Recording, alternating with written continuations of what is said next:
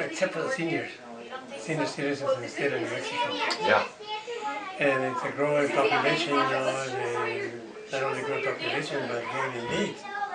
So I took him on, you know. And so over the years, I've been able to do a lot of things for seniors, you know. When I first started back in 1973, 74, something like that, the budget for the senior program was around $5.5 million, counting the Older American Act money that comes to the state. So it's not a lot of money, you know. So I think the budget today we appropriated about $56 million. But it's a big growth, you know, that every year I add money, every year I add money. Well, I tell you, you know, I'm a member of the LFC, and one of the things that is kind of neat is, you know, the budget that we created in the LFC is a budget that was adopted, with very minor changes here and there, you know. So I think the new chairman of the Appropriation Committee now had a pattern, you know. Chairman Larrañaga. Yeah, Chairman Larrañaga had the beginnings of the budget already. It's very difficult when you come totally new and start agency by agency.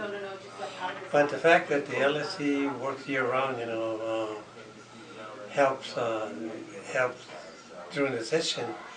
Because by the time we get over here, you know, you've got the executive budget, you've got the LSC budget. We've gone through the budget for a fine-tooth comb, depending on what money we got. Before the session even starts. Before the session starts. But remember too, you know, that we did the budget in terms of the $285 million of new money we were supposed to have. Well, as you know, we wound up with $83 million of new money. So all we did was pare down what we thought at the time, you know. And so everybody got a little increase, I think about a 1.3% increase overall. If you look at, some people got a little more than that, but just about every agency got a 1.3%. One of the things that really found very different is that I've had more time to myself this year than I've ever had in my life. Is that good? That's good. It's good. I often wonder, you know, what I was hoping from this administration, this new group here now, is that I have all my committees meet in the morning, I had nothing to do in the afternoon. But lo and behold, you know, the schedule is different. Now, you know, where we meet in appropriations at 1 o'clock, and by you come back to the floor.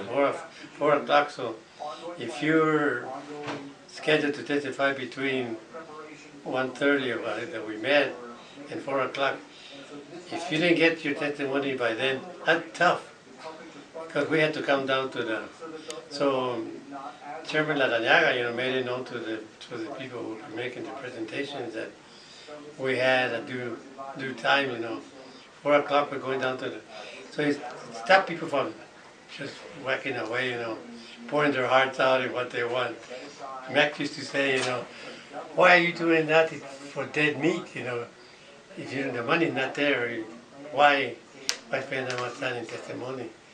That's Max Cole. The other thing that is a little different, we spent a lot of time hearing all kinds of bills, knowing full well that there's no more money left, and that they weren't going to get any money, the bills were going to be tabled anyway. But Kiki will let them testify and pour their hearts out, you know. It wound up being tabled, you know, because the money's run out. By the time the system works in a way that it's a very good system, I would imagine, you know, because we get to recommend the appropriation. So legislators who are not privileged to be in the appropriation committee are kind of at a disadvantage simply because, you know, they come in with their eyes wide open wanting to do something for the community or for the schools or whatever, and trying to gain money for the new program. But if you have a bill, a special bill that's going to allocate money somewhere, it's a dead duck. So because by the time you get to appropriation, the money has been spent, there's no more money left, you know. So